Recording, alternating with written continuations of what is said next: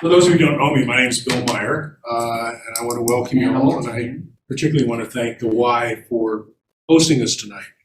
The purpose of this forum, as we're calling it, is to talk about the future of the pillars.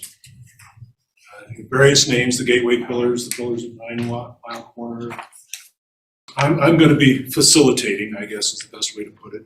What we're going to do is talk about the pillars from a couple of different angles. And when I say we, all of us, you're not going to hear any speeches. Once I sit down, the speeches are over. We want to talk, first of all, about the alternatives. We'll talk, and I think all of you have on the back of the handout are some of the alternatives that have been raised so far for addressing the future of the pillars.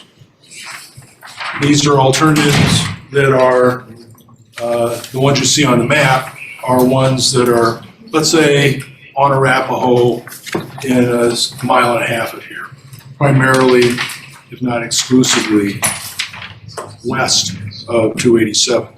But there are other options, alternatives that have been discussed. I think they're listed there.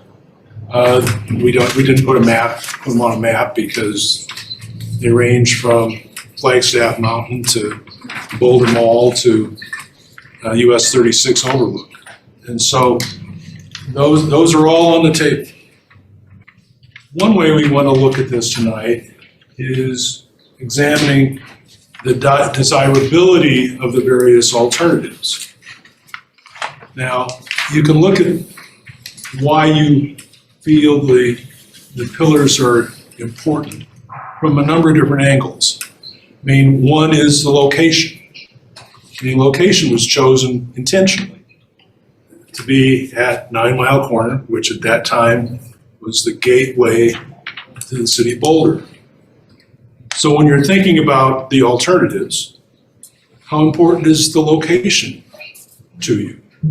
And does the alternative or this alternative or that alternative meet your needs or what you think the community's needs are in terms of location? Second is function. The original function of the gateway was to be a gateway. You drove through it. And it sort of announced the fact that you were entering on what was supposed to be the road of remembrance. Again, how important is that? Do any of the alternatives meet that need? The third, which I call the purpose, is the monument was supposed to be, or it was erected to honor soldiers from Boulder County that fought in World War I. Now, that purpose has been a bit lost in the last several decades. But again, when you're looking at the alternatives that we're going to talk about tonight, how does that alternative meet that purpose? And how important is it to you? That may be the least important or the most important. Okay. The other thing we want to talk about is feasibility. We might everybody in this room might pick one of the alternatives and say, that's the one we want. But is it feasible? And feasibility has a lot of different aspects, and I've listed some there. This is on the handout. And none of this is limiting. You don't have to follow this, but I just wanted to try and at least get my thoughts down on paper for people to look at. So as we're talking about this, think about it. Is your alternative or an alternative feasible or not? And we need to discuss that because there are different aspects, different people have different opinions. So that's what we're going to talk about tonight. Now, there are a few ground rules. First of all, I'm with Boulder Rotary, and Rotary follows the four-way test. And so one of the ground rules tonight is I'm going to ask everybody to follow the four-way test. Is it the truth? Is it fair to all concerned? Will it build goodwill and better friendships? Will it be beneficial for all concerned? Now, I think we've all been to, or at least watched on Zoom, some other community meetings where maybe those rules are not followed. We'd like and ask everybody to follow those rules tonight.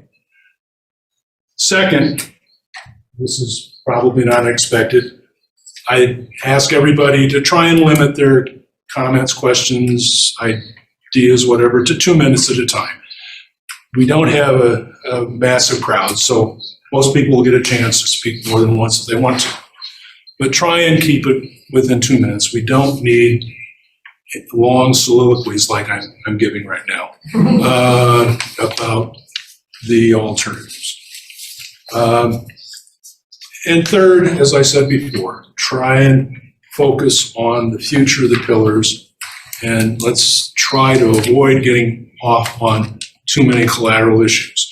I know that's probably going to happen, and as the facilitator, I'll try and move it back to the discussion we like to have tonight. So with that,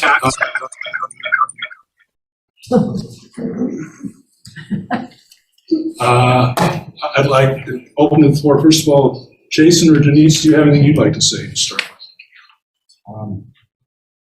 Well, I'm mainly here to listen to ideas.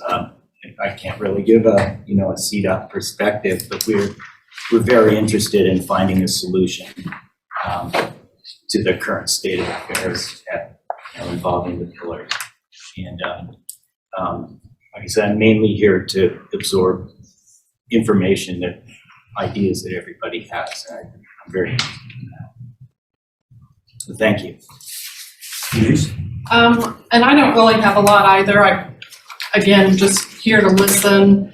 We will be having another meeting with our county's Historic Preservation Advisory Board on May 5th. It will be a meeting that we'll conduct by Zoom, and we'll have Bill there to present what he's presented at the various community meetings and ask for their thoughts from the county's Historic Preservation Advisory Board perspective at that time.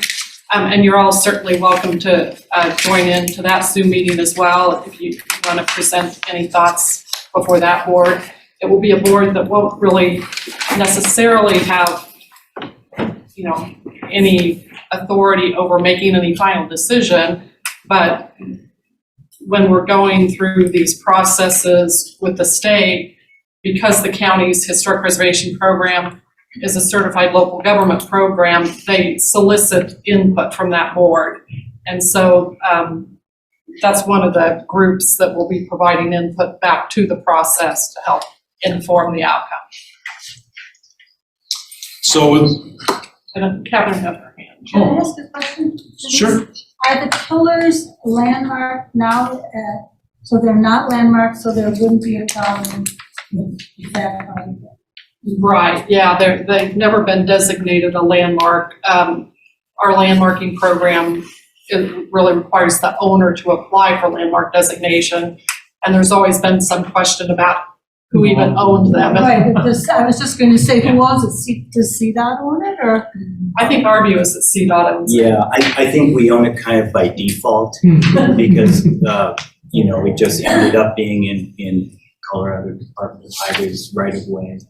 And I think after the pillars kind of fell out of people's consciousness, the ownership became muddy. But it ultimately, I think, is CDOT's too.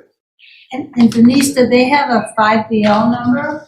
And has any research been, they do have a 5BL number? Yeah, there's been a report written about the eligibility, yeah. And are they eligible? Mm-hmm.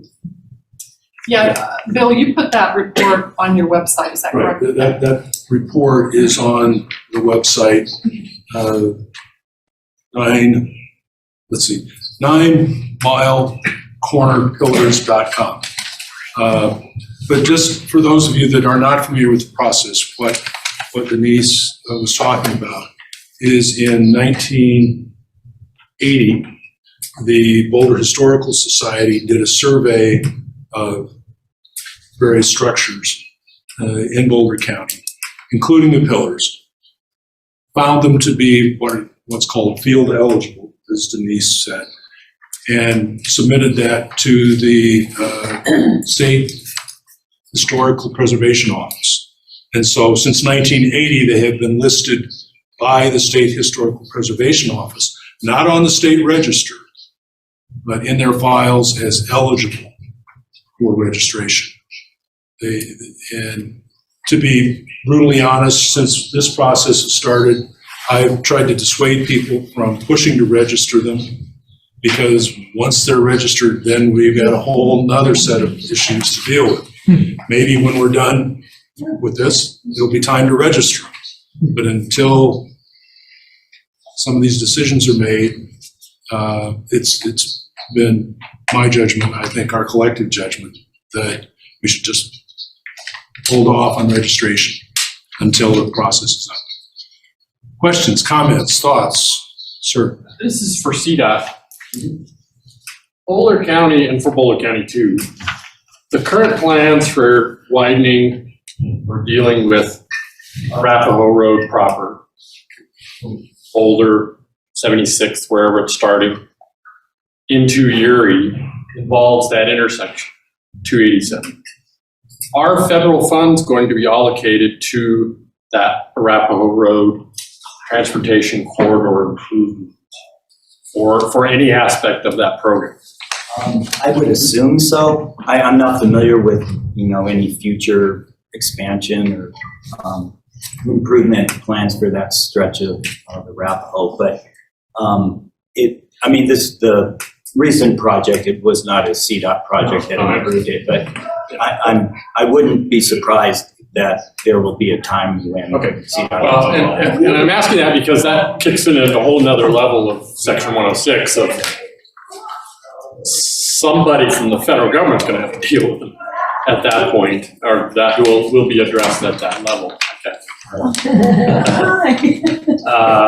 And it's an hour later, so. I have a question and a comment. I'm sorry, I already forgot your name, but Denise, thank you. And maybe you said this and I just didn't catch it. Who's got the ultimate decision-making authority? I would say For what happened? CDOT. Yeah, I think because we're technically the owner. So just because you had said that the committee was going to be recommended, so that threw me off. My other sort of question / comment is, I live right behind 9 Mile Corner. I now look at Lowe's floating dock as my view every morning. And I went to a lot of the meetings when they started this whole project. I met with the city. The developers actually came to my house to look at my view of what was going to be there. And we were told at the time that nothing would happen to those pillars, that they were kind of sacred grounds. I'm sort of curious as to how this has now come up. Because like I said, our whole neighborhood was told nothing was going to happen to them. So what changed to make this Well, the? Do you want to answer or you want me to? Oh, go right ahead. Yeah, no, and I'm not trying to be accusatory or anything. I just don't understand what happened because I was talking to my neighbors today who couldn't make the meeting and they're like, Well, the situation, as I understand it, and I will admit, it's a bit opaque to me. I have not been able to fully understand the circumstances. But basically what happened is that the construction that we see there now, east side, west side, north side, south side of that intersection, has all been done by the developer. right. Can you speak up a little, They- please? Yeah, it's hard to hear. It's hard to hear. Oh, I'm We sorry. can't hear the question or. Okay. Yeah, we didn't hear the question. The work that's been done there has been done by the developer of 9 Mile Corner. Right.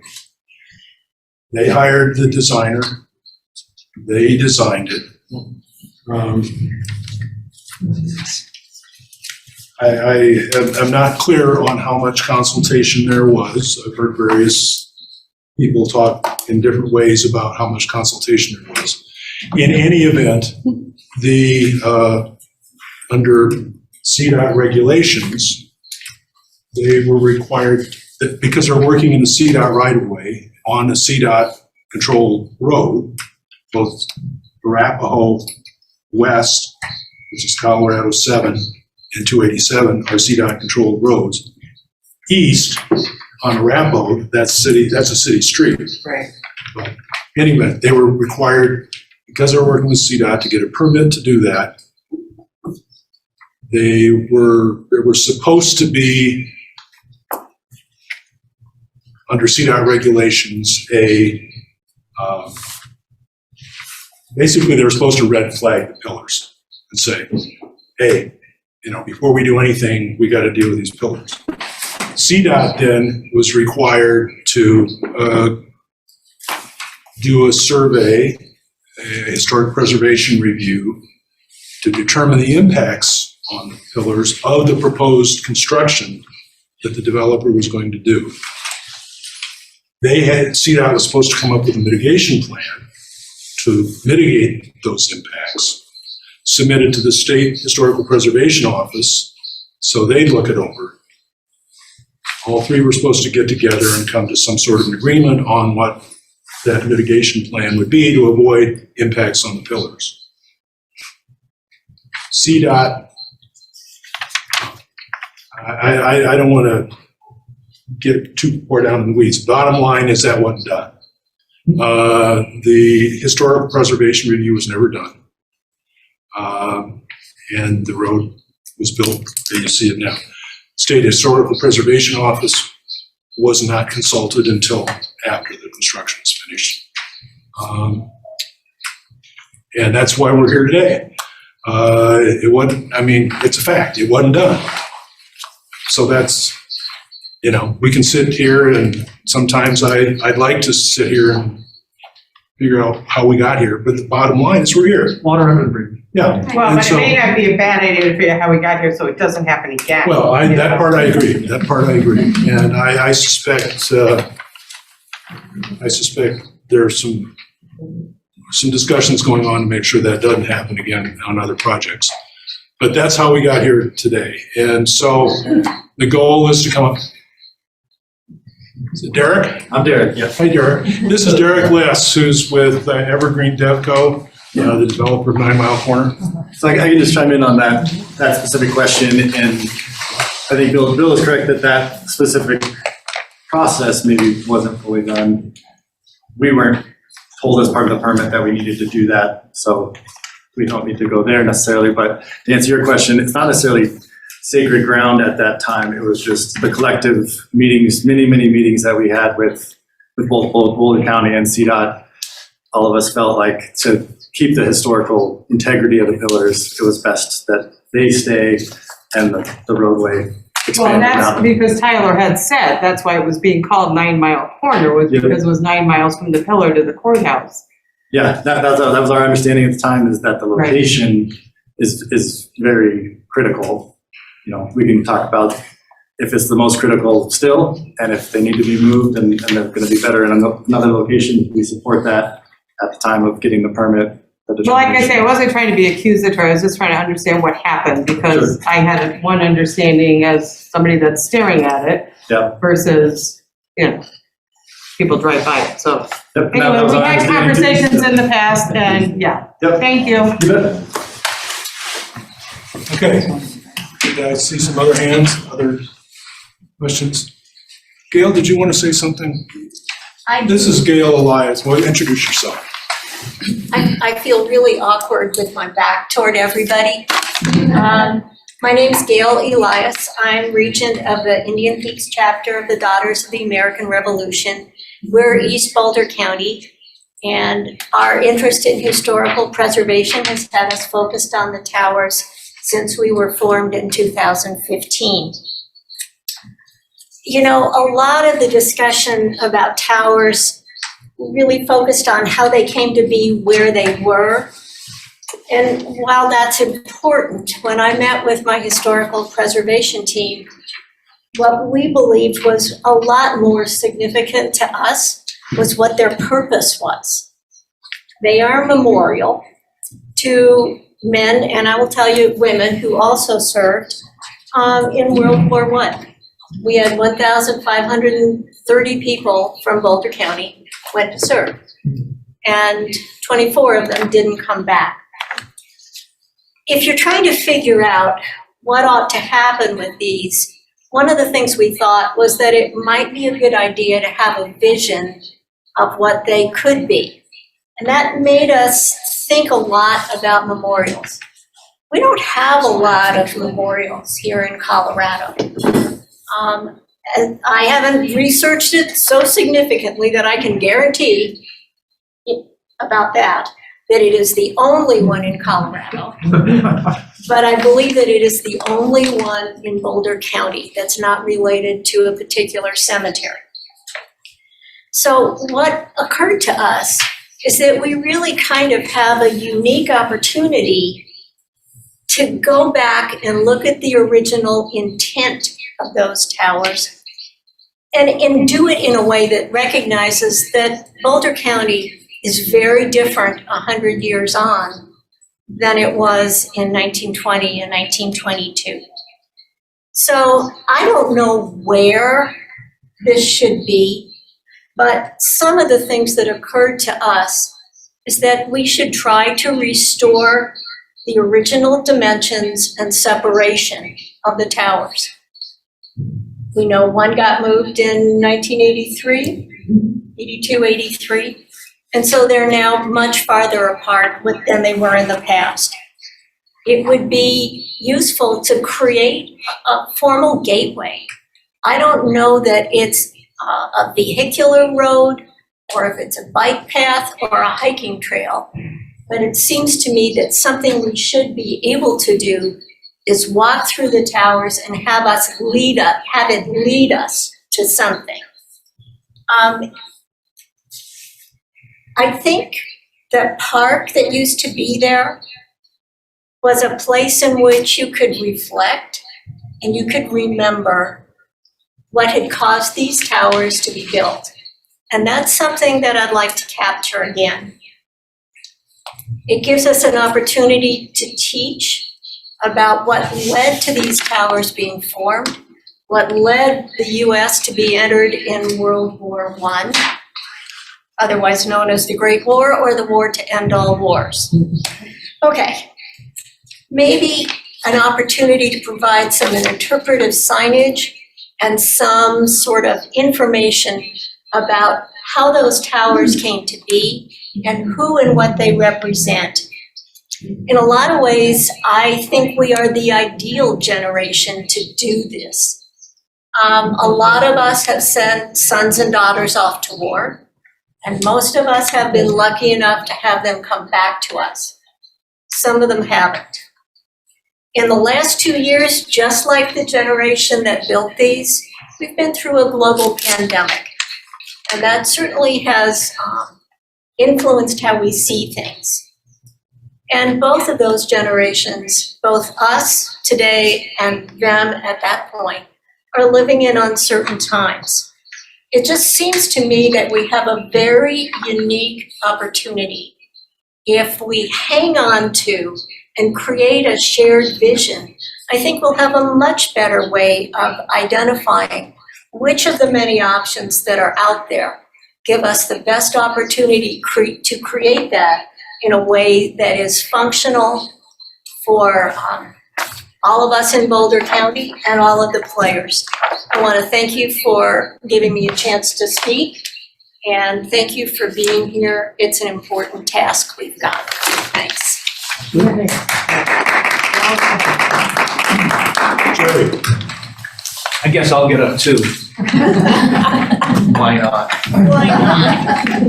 So my name's Jerry Morell. I'm a board member of the Lafayette Historical Society. And I hold a lot of different hats. I was also the fire chief for the city of Lafayette for 40 years. Or not fire chief, firefighter for 40 years. Fire chief for 20. I will tell you I've been on the majority of the accidents that happened at 9 Mile Corner. There's been a lot of talk about were the pillars hit by cars? No, they weren't. There might have been a minor fender bender. All the accidents that I've been on, and many of them fatalities, and Brad Weasley, our former police, well, he was police commander for the city of Lafayette. We were on many of those scenes together. it's a horrible intersection. It really was. And even when it was small there, I've lived in Lafayette for since I was 12. I was born in Colorado. My wife's family was from Lafayette from the 1890s. I really, when I look at the pillars, and I got to think about several different things. That corner is totally different today than it ever has been. Many of you don't know where the new development Lowe's is. That was a lake, and there was a lake on the other side. So there were two lakes there. It was just a small, not a small, but it was the US Highway 287, 2 lanes. You would get to the lakes. We had many cars ended up in the lake, not badly, but been a whole lot of things going on there at that intersection. So when I personally looked at it, I'm giving you my perspective. When I personally look at that intersection, I wish the pillars could stay there. If there was a way for them to stay there, I think that would be great. I think you have to look at other mitigating factors, i.e., when it was designed and built in 1928, the biggest car might have been a truck that was a Model T or a Model A truck going down the road. It wasn't big. It wasn't all these big trash trucks that we get and all these other things that are constantly vibrating those pillars. So I hope they could stay there. I think it'd be great. The other ideas that they've looked at was putting it, say, at the development of 9 Mile Corner. I'm totally against any development whatsoever. And here's my reasoning for that. How do you remember what was at Crossroads Mall before there was a Crossroads Mall? Many of you don't, because that was 60 or so years ago. You could ride horses out there, remember that? So that's changed, then it became Crossroads Mall. That's changed. What happens is, as time goes on, it's going to change. The development is not going to be there for 100 years. Those towers need to be there for another 100 years. So when you look at least in my opinion, again, when you look at the what needs to happen, they either need to stay there or go to some other significant place that will allow them to show what they're really about, just like you said. I like the idea of Legion Hill. I do too. I think that's a great place. Other places, who knows? The overlook on 36 is not a bad place either. Something to be able to memorialize those. To one time by those guys from DU. And if you went there, you know who you are. Denver University, DU did that during those days. That's the only time I remember them being vandalized. Could they be vandalized again? Absolutely.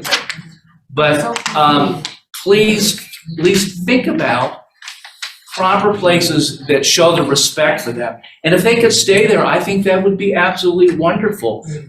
Things that haven't been done is maintenance of those pillars.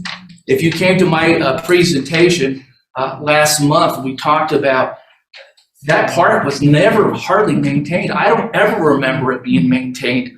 I moved just north of Lafayette in 1963, and it was a kind of a weed-infested place then. And then nothing's changed much since then. So they need to really be maintained. Who takes care of that? If it's CDOT, that's fine, but there needs to be a plan in place to maintain them, to ensure that the history is going to go on. If CDOT if they get put at Legion Hill, all of a sudden I think CDOT gets to say, not mine, and it gets to go maybe, well, we know.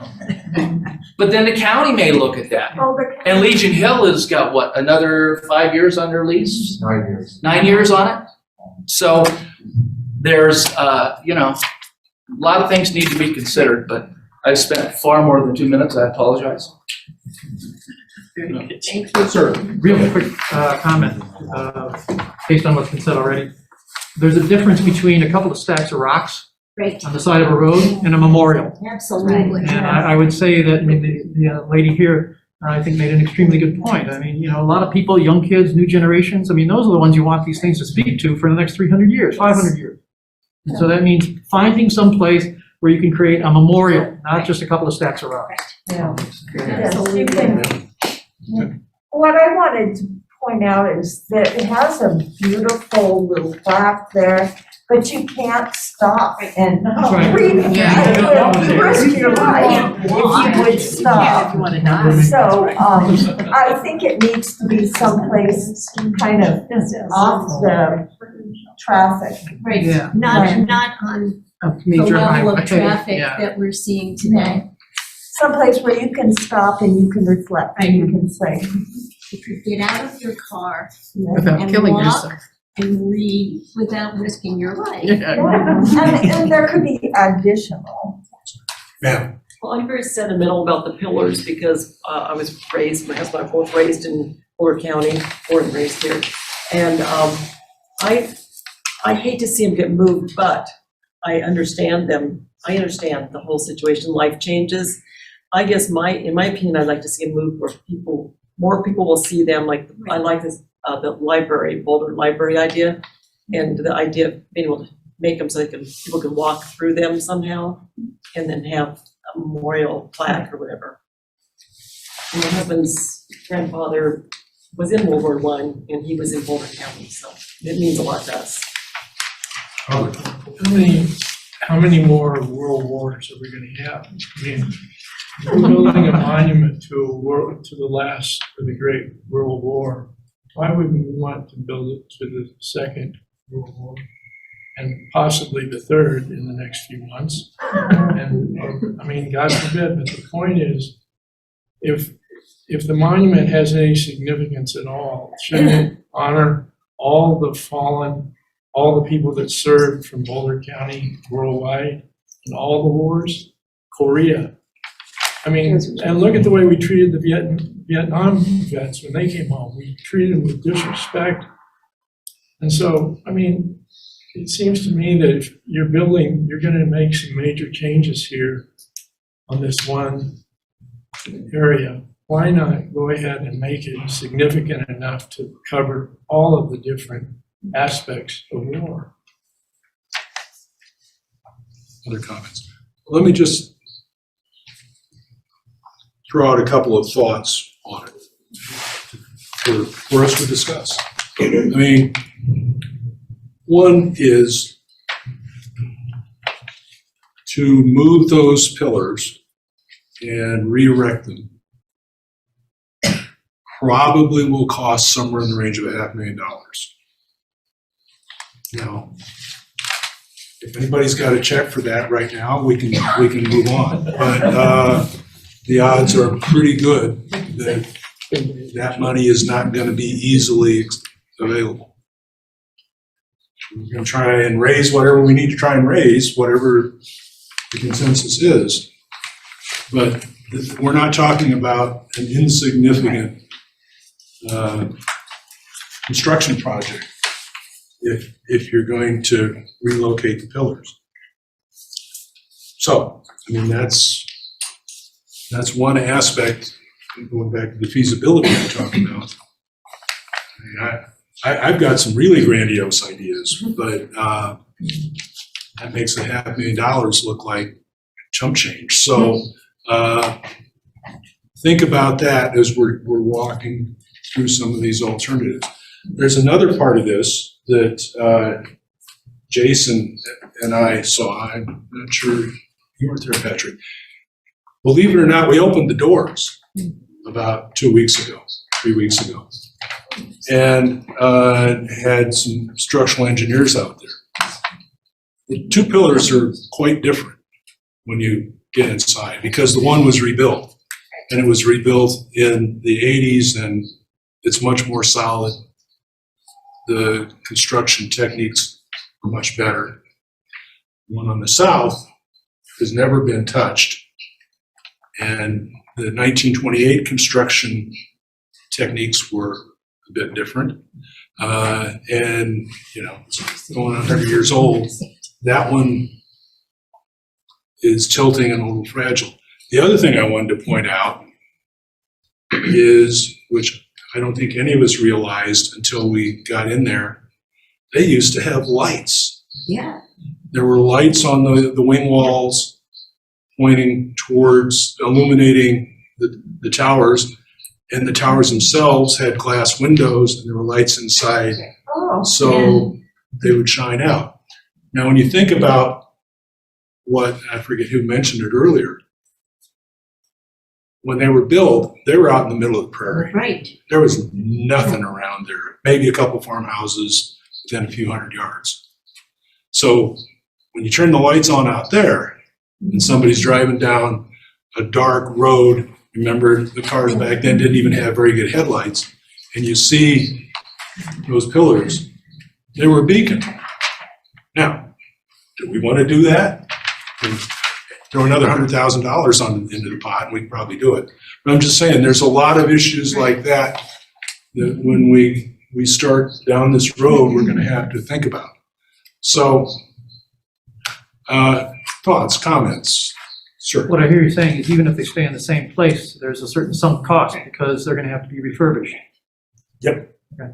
No. Well, I say that, I don't have the money to do it, but I assume we could raise that money. And how much would that be to bolster them and keep them where they are? I'm sorry? How much would it be approximately to bolster them, strengthen them, and keep them We where don't they are? have an estimate. My guess would be 50 to 100,000 to do the repoint the brickwork, and that's pure guesstimate. But I've talked to a number of people, and that seems about right. Yeah. I'm noticing on here one of the alternatives, I mean, I would love to see them stay where they are for 50 to 100,000 versus the top million. But you said the old Prince Reservoir here, because I'm trying to think of a pretty place they could go. You know, there's that pull-off parking there, and then the entrance to the lake. Yep. That might be a possibility, because then people can walk the lake and do whatever. My other question is anybody talked to Tebow? I don't know what's going on that southwest corner. Is there a way to shift one of them and then have like a park there on the southwest corner? Just throwing it out Yes, there. I've talked to Steve, and he's willing to listen that way. He's not, I mean, I didn't ask him to do anything, so there was nothing. Well, let's take him to coffee, because he's got enough land in Boulder, I think he can give us a little teeny tiny corner. All I can say is, he's willing to listen. Right. As is John Cohagen on these corners, this corner and the one across Atlas Valley and Gold Plaza, which is on the opposite corner. He's willing to listen. Again, no commitments, no agreements, but there are some possibilities. Chancey. Yes, I think the comments that I want to make is the intersection itself has historic value for why it's there.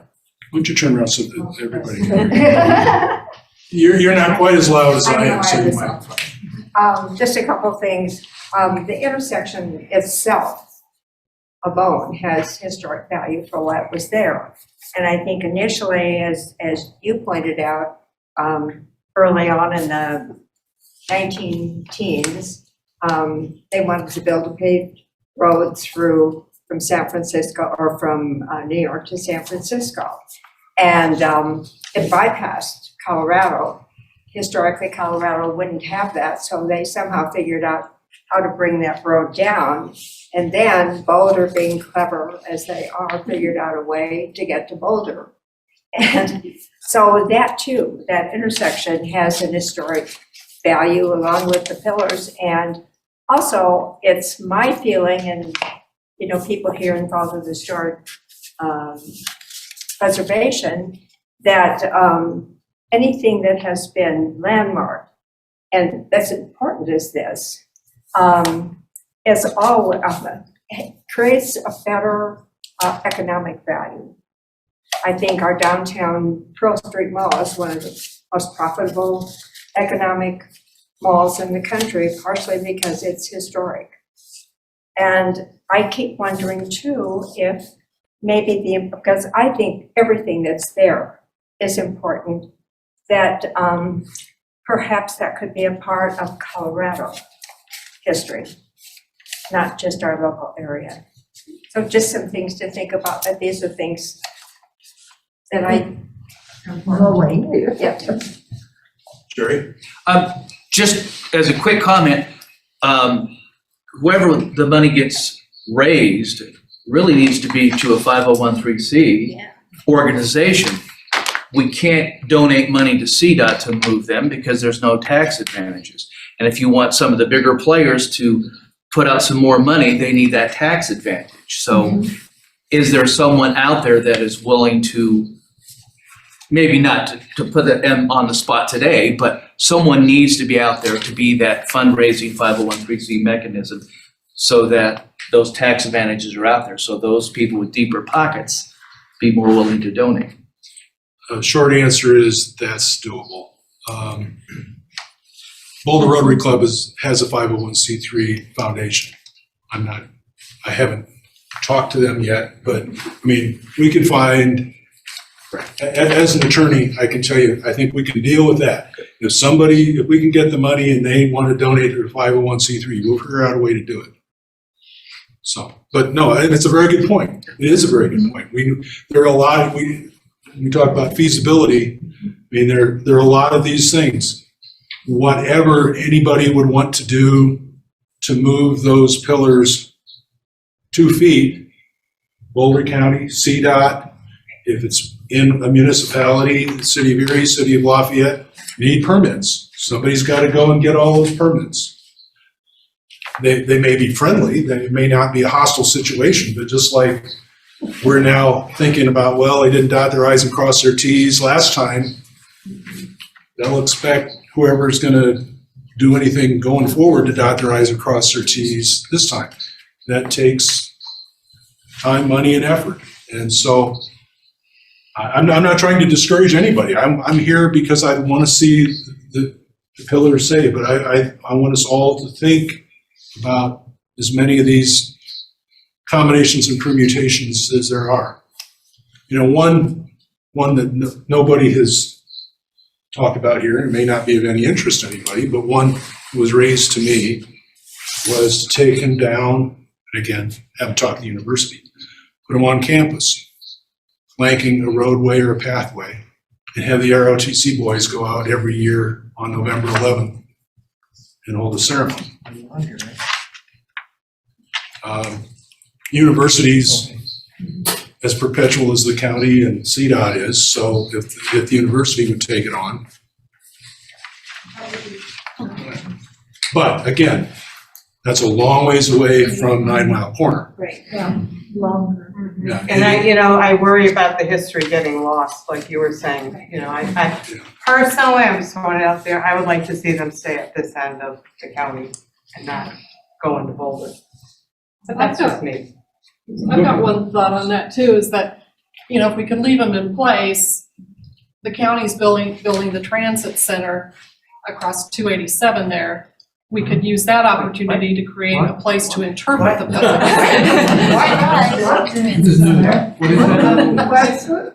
At the, Thank you. whoops. Yeah, there's I think at the shopping center there, the county's gonna have a. Safeway, the one north or I the don't one know. south? Across from the shopping center. You know about this? There's been many discussions about it. We set aside some land on our site plan, but I haven't heard anything more of when or where. What I can tell you what I know about it, and that is, and it's online. There is I forget what it's called. It's basically a County of Boulder transportation study, create a transportation corridor along Arapahoe to 287 in that area. Now that's 3 years old, I want to think. 2018. There's that 2018. Yeah, I'm not sure of the time frame Yeah. of that, but. But and and you can correct me if I'm wrong, that lays out a broad framework for the development of that as a transportation corridor, but I'm not sure there's any specifics. You know better than I do, didn't you? Yeah, and I don't know all the details. It was something that one of our transportation planners was talking about. He and Bill and I had been, meeting some this past year, and it was one of the things that planner had brought up was that one option would be to use that as a location to maybe move the pillars to. But my thought is leave the pillars where they are, try to spruce them up, rehabilitate them, better their situation where they currently are, but then use that transit center location where you've got pedestrians and bikes and cars and buses all kind of coming together as a place where you would have interpretational boards that would have, pictures of what it historically looked like, information about the veterans. We could even incorporate more information about, the veterans of the other wars and all of that. And, in a location where you could see the pillars and then understand why they're located, where they're located, the tie to the Lincoln Highway system and all of that, but still not have to physically move them. Just a thought. Yes, we live right by there. And right now, there's absolutely no way, because of the road expansion, that you could walk to those pillars. So nobody right now could get to them safely in any way, shape, or form. No, And neither one of them. I agree 100% that this is a really important project, but people should be able to see them. And the way the roads have been expanded, nobody could get anywhere near them. And that speaks to my question, which is when you're talking about this transportation center, is it going to be physically where the pillars are? It's going to be across the road, so that's not really bettering the situation of the pillars themselves if they stay in situ, because she's right, you can't physically walk to them, there's no sidewalk, you cannot safely get to the bus stop on Arapahoe, that's right by the pillars, or the one that's on 287. You can't get to the crosswalk at Arapahoe on 287. I've been trying to find someone to fix this problem for the kids in the neighborhood. I mean, someone's gonna get killed. I have a write-up on that, and I'd like to give it to all, especially Boulder County and CDOT and Rotary to be aware of it. I have a write-up of that very issue because we have used that for the last 5 years to gain access. We can't do it anymore. You're taking your life in your hands because it's only, so I have an entire write-up about that. I want to make certain that you folks have that. We talked to some other folks in the community, and that is a serious issue because I think we now have a high risk. In brief, what this says is the recent road changes have removed or obstructed a pathway that existed there for many years, perhaps decades. On the north side of Arapahoe between Stonehenge Drive and 287, it was an informal path. For many years, if not decades, it was the only safe way of entering or leaving the Stonehenge neighborhood, that's 54 households, by foot or bicycle. 65. The safe pathway needs to be restored no matter what you do, otherwise we're going to probably see some tragic accidents going forward because kids go through there. We recently have seen kids running across 287 for lack of that, and then we also have seen somebody walking along the north side of Arapahoe since the new guardrail was put up. He's walking along against the traffic with 2 lanes coming at him. There's an accident waiting to happen, so it's just it is a collateral issue, and I just want to then give this information to you folks. Okay, somebody back here had. I just wanted to comment that I feel like a newcomer after we've only been in Lafayette since '98. Talking about some of the places to move it, moving to Boulder, moving to 36 Overlook. I really would like to see it stay in the Lafayette area. Okay, maybe we could move it across the street to Erie, but CU has everything. Boulder has everything, but let's keep something for us. Thank you. So I've been following that transportation corridor ever since I lived in Lafayette because it goes down Baseline Road, which is a block and a half from my house. CDOT and the county and Brighton and Broomfield are trying to figure out how to get buses to Broomfield. They've got to go either down Arapahoe or down Baseline Road. One of those scenarios is to put a transportation center. It's between Lucerne and Arapahoe, and it's on both sides of 287, and there's a tunnel. So you exchange if you're trying to connect from the north-south to the east-west, that's where you make that change. And that inevitably determines what happens on the west side of the road as well too, because if all that traffic and those buses are there as well too, there's parking and there's parks and there's bicycle racks, and that's a possibility for the pillars themselves and not for the interpretive area. You see another hand back here. Patrick. I'm Patrick O'Rourke from Historic Boulder. I'd like to walk out of this meeting tonight with a consensus that the pillars will be safe no matter what the expense was. Knowing that, I took the opportunity tonight to take 2 of my friends up to Legion Park and enjoy the experience that you get from there. And we talked about the possibilities, and it's unfortunately, but it's a historically significant location since it is owned by the same group of people that built these pillars. They have a 99-year lease on that location, and they have a gateway going into that park, and they actually have a park that, if you looked at the picture of it, they resemble the pillars themselves, the park itself, the way it's configured. So, and one of the people is a longtime Boulder resident, had never been to Legion Park, or it used to be Goodview Park. And the experience is quite exceptional. And so I just think whether it stays at this location, which I think is not probably a good solution, we would recommend that it stays very, very close to the current location. Like we had talked, I called Gail after our meeting to see where she thought it should go. And then today I stopped at Post 10 just to see where they think it should go. And nobody's responded because they're not responsive, but they'll get back to us eventually. No, I've been in touch with them. I've talked to them several times. Post 10 will eventually respond. That's Legion Post 10. That's it. And the reason I bring that up is they have to agree to have them go to that location because they have a lease on it. However, reading the lease, they have say on what happens at that location. Did you read the amendment? Yeah. Yeah, okay. And so to that degree that it's still intact. So I think saving our goal here today is to say that when we walk out of here tonight, the pillars will be saved no matter what the expense. And then find the best location from that point. Other comments, thoughts? Sure. Richard Benzel, I'm also a neighbor in the Stonehenge subdivision. Two thoughts. One is to Gail's point and your point, purpose, I think, is the overriding factor. As we weigh all these different things, I would put purpose at the top of the list. And maybe that's something that could come out. Let's see. I don't know if that's a consensus at this point, but that would be a direction I'd like to move towards. And second, just for the public record, on the point of the safety, the developer and CDOT dropped the ball and did not consider the safety of that intersection, the west side of that intersection. I dare you to walk from that intersection to the bus stop and not die. It's exciting. Right? So the developer, I can say a lot of things, but this is on the list. Got away with it. Let's do it right and we take care of the pillars. Here, here. Anybody else have a thought? Yeah.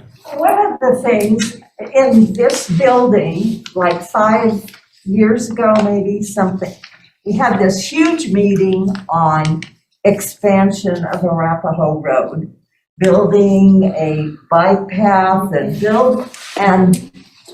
all of a sudden, Baseline and 95th has 2 left turns every which way. Arapahoe has not been touched. I can verify that because I've lived there for over 20 years. And it just seems like do the job and get it done and make it safe for everybody involved. Yeah, why is there no sidewalk? There isn't a sidewalk. No. There's no bike path, there's no shoulder.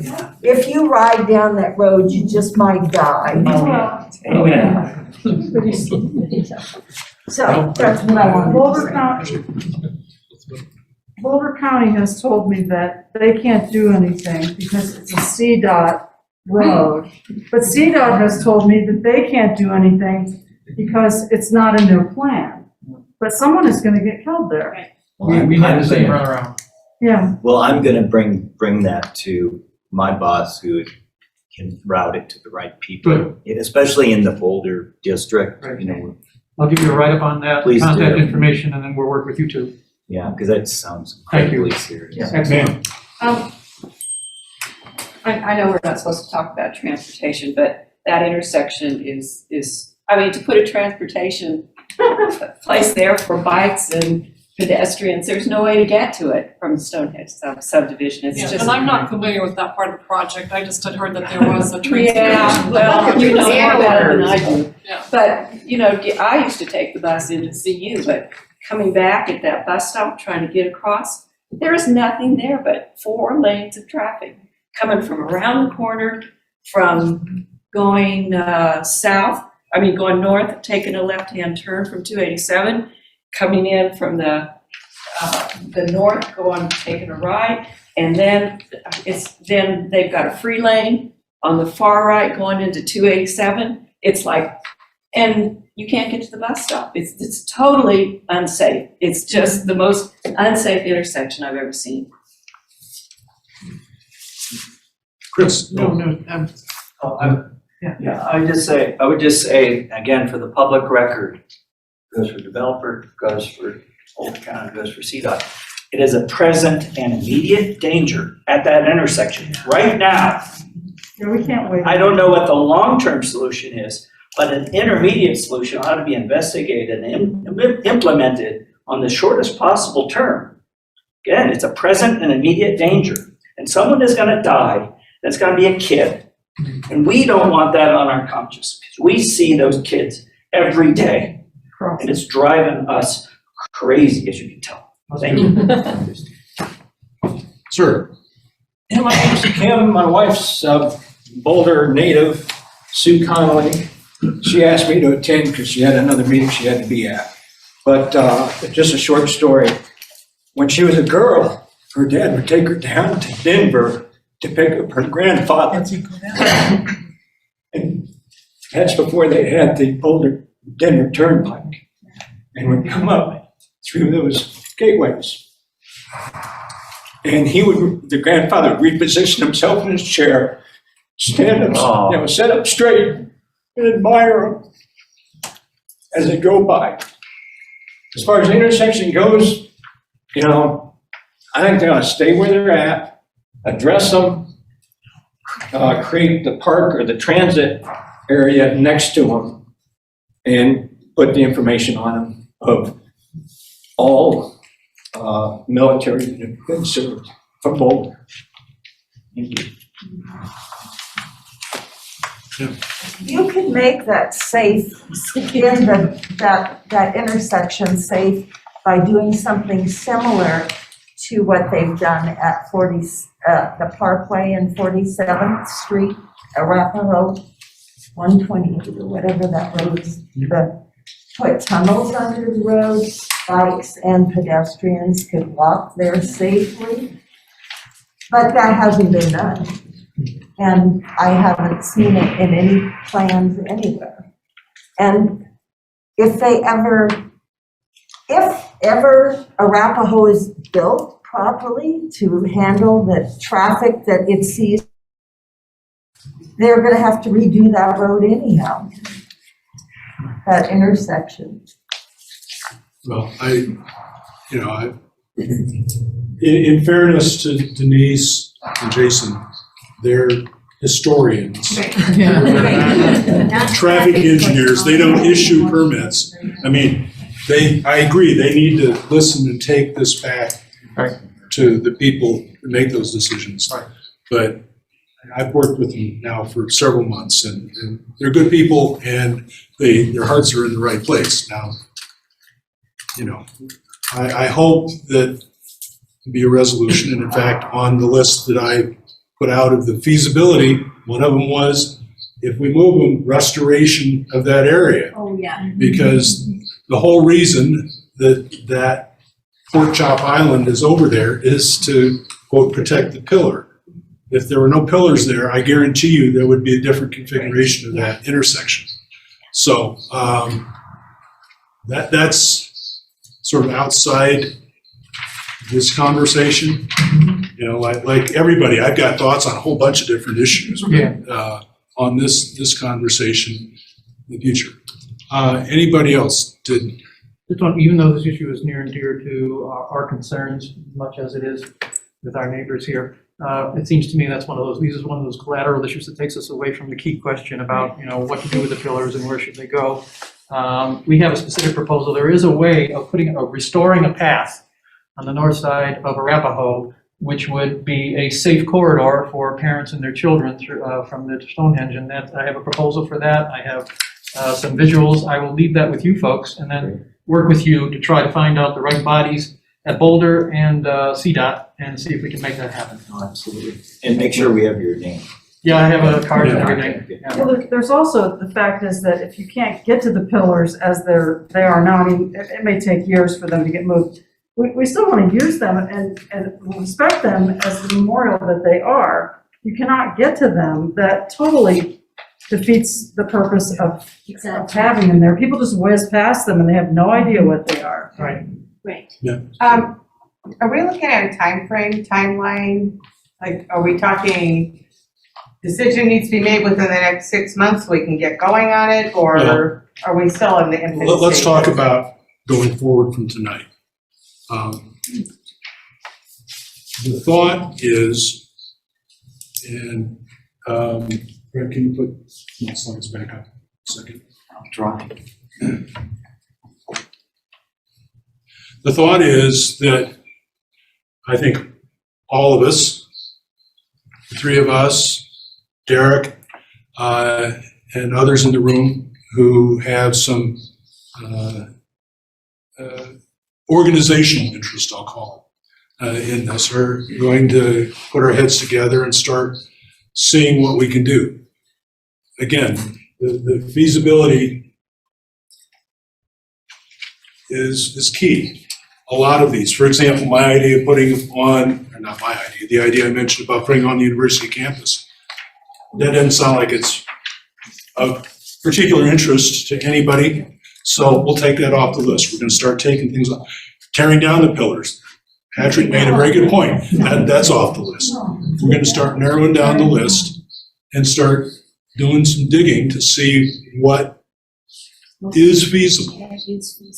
And then come back, have another forum, I'll put it that way, come back to the community and say, okay, we've looked at everything, and here are 2, 3, 4 alternatives that probably could get done or might be able to get done, and then see what the community wants. But what I would, if I can do this, Where do you want to go? I want to go to the end. Last slide. There. I would encourage all of you and any of your friends, people in your neighborhood, people in your other neighborhoods, Lafayette, please send, and I would almost really, well, ideas. I mean, I want comments and questions, don't get me wrong. But if anybody can come up with the brilliant idea, I almost would, put a $50 bill on it and say, you hit it, you nailed it. That's the perfect solution. If anybody can do that, I'd love to hear it. Barring that, comments or questions, you'll go home if you're like me and you think, oh, I should have asked about that. Please feel free to send questions. We hope within, we don't have another date set because we're still trying to get technical issues resolved about if you moved them, how would you move them, how much it would cost, that sort of stuff.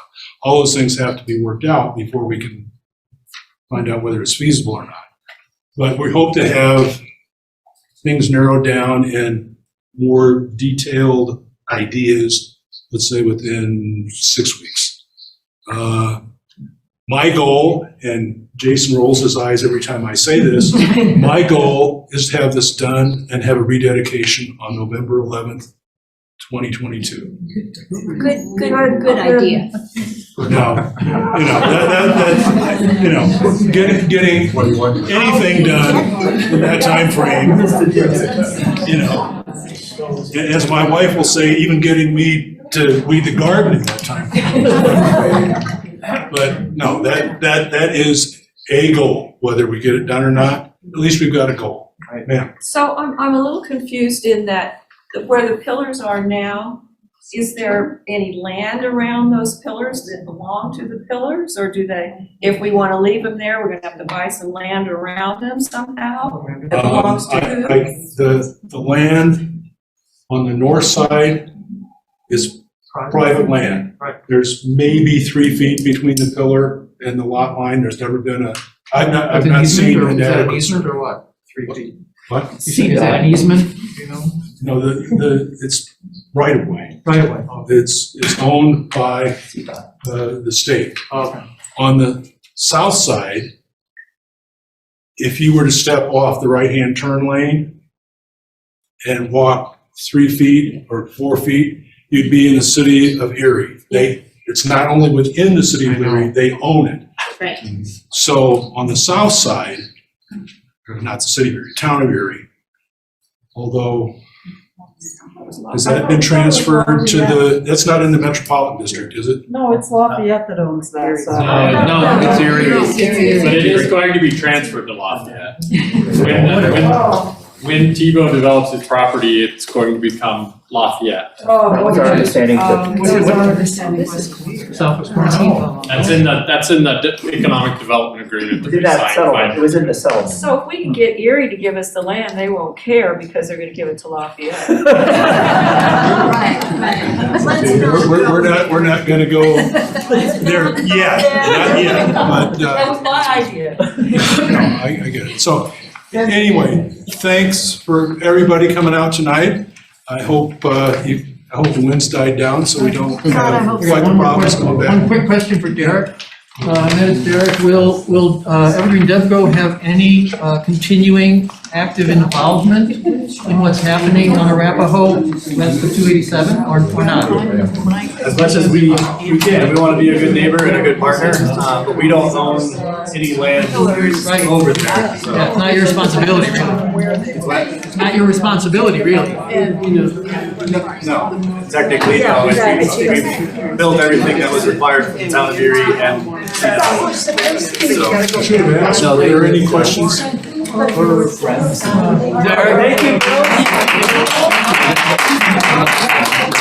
Thank you.